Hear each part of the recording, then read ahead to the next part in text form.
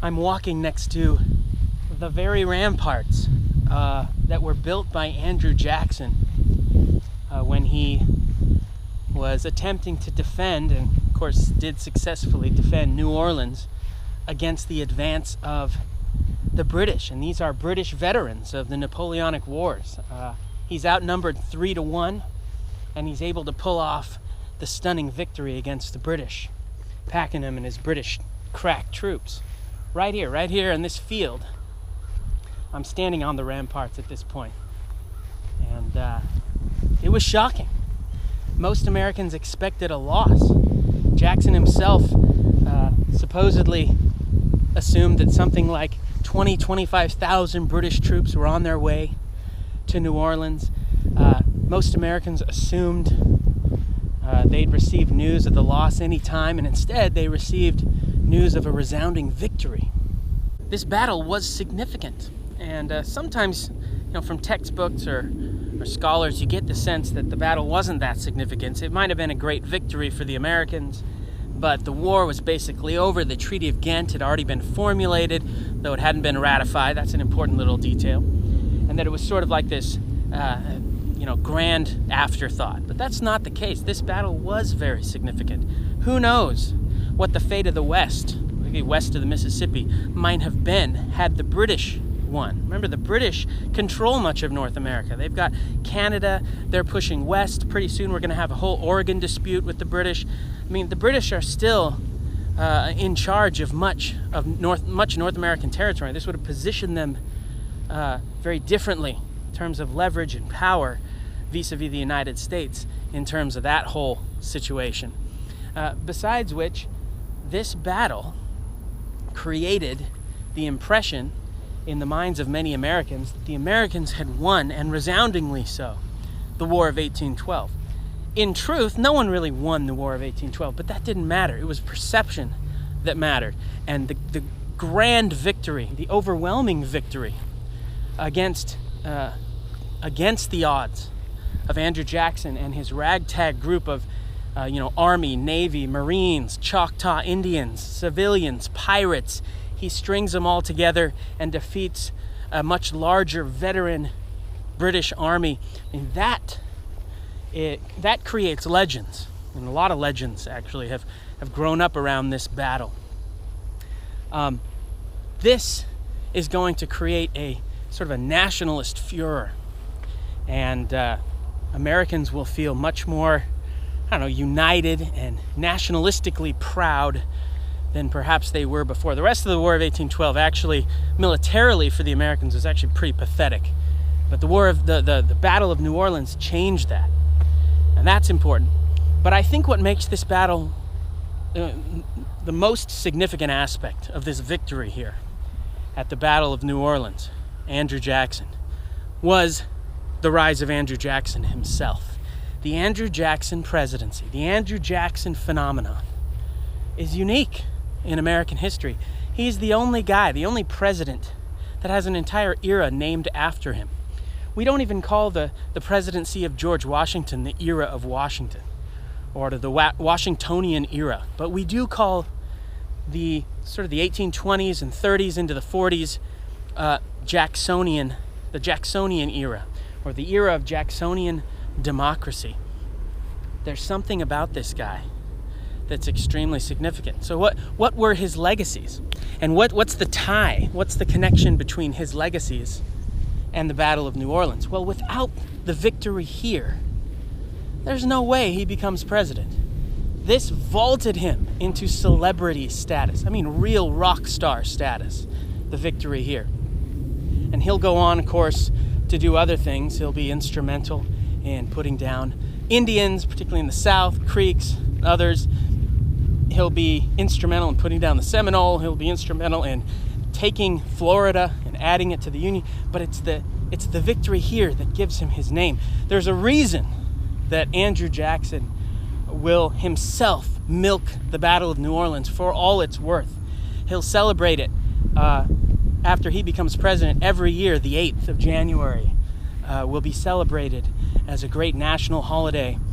He's going to milk this, and he's going to ride this reputation all the way to the White House, where he's going to remake the presidency. I mean, he's the first president that wasn't born rich and wealthy or wasn't born into the gentry class, the old colonial aristocracy. No, he wasn't like that. He was born poor. He was a frontier guy. He's a guy who was self-made, self-educated. You can't look at the previous presidents and find anyone like that. He represented something new. He represented the idea that anybody who worked hard could become president. At least that's the sort of the idea that's going to grow up around him. And he will, of course, cultivate that reputation. Andrew Jackson is going to position himself as sort of the man of the people. Today, when presidents campaign, or when they give their, acceptance speeches or whatever, their inaugural address, they will often tout themselves as having a mandate from the people. Okay, a mandate from the people. They'll use that term. That's an idea that comes from Andrew Jackson, who positioned himself as, he portrayed himself as the man of the people, the man with the mandate, their tribune. Okay, he represented them against corporate interests, against the aristocracy. And most of his presidency was characterized by him batting down legislation. He used the veto power more than all the presidents before him combined. He vetoed legislation. That was his thing. And he didn't do it necessarily for constitutional reasons. Although back then, they were still living in a time when presidents felt the need to constitutionally justify what they did, unlike today. But he didn't just bat things down for constitutional reasons. He also batted things down for personal reasons, for social reasons, or sociological reasons, and other reasons. It wasn't just constitutional. He felt that if he disagreed with it, at least this seems to be the case, if he disagreed with it, if he felt that it, even if it was constitutional, if it benefited one, the aristocracy or the politically connected elite over the common man, he would bat it down for that reason, not necessarily just for, constitutional reasons. Constitutionally, the president is a public servant with very specific enumerated powers. Andrew Jackson took that further, arguably in an unconstitutional direction, where he saw himself not as a humble public servant, but as a national leader, as a man with the mandate. And who can argue that the presidency hasn't become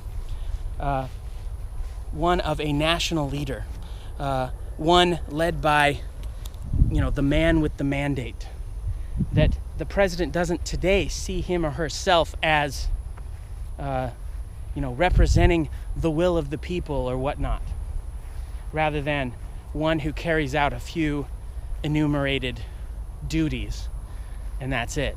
Andrew Jackson is the one who changes that.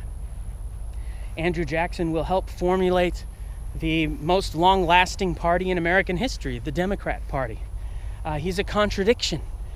He will help lay the groundwork for the Civil War by putting forth arguments for the federal union, that it must be preserved. He'll be quoted by, of all people, Abraham Lincoln over and over, even though Abraham Lincoln and Andrew Jackson would have been in opposite political camps in most things. Abraham Lincoln was not a fan of Andrew Jackson. In fact, he idolized Andrew Jackson's great nemesis, Henry Clay.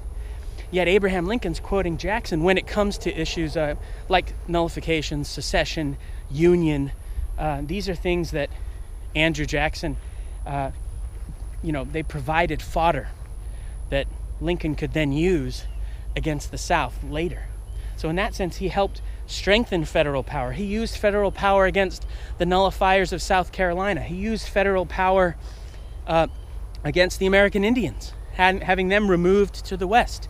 So in many ways, he was a federal power guy, but in other ways, he was a states' rights guy. He was a decentralizer when it came to smacking down the national bank, for example, or in other cases as well.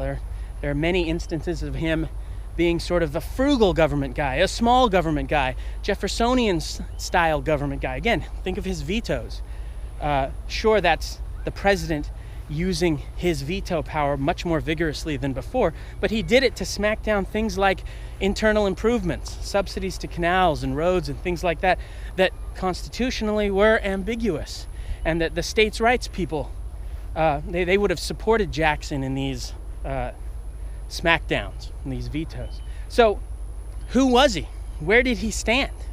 Was he a strong government guy, a big government guy? Was he a small government guy? But we can all agree that Andrew Jackson permanently changed the presidency, permanently changed American politics. And none of that happens without victory here at the Battle of New Orleans.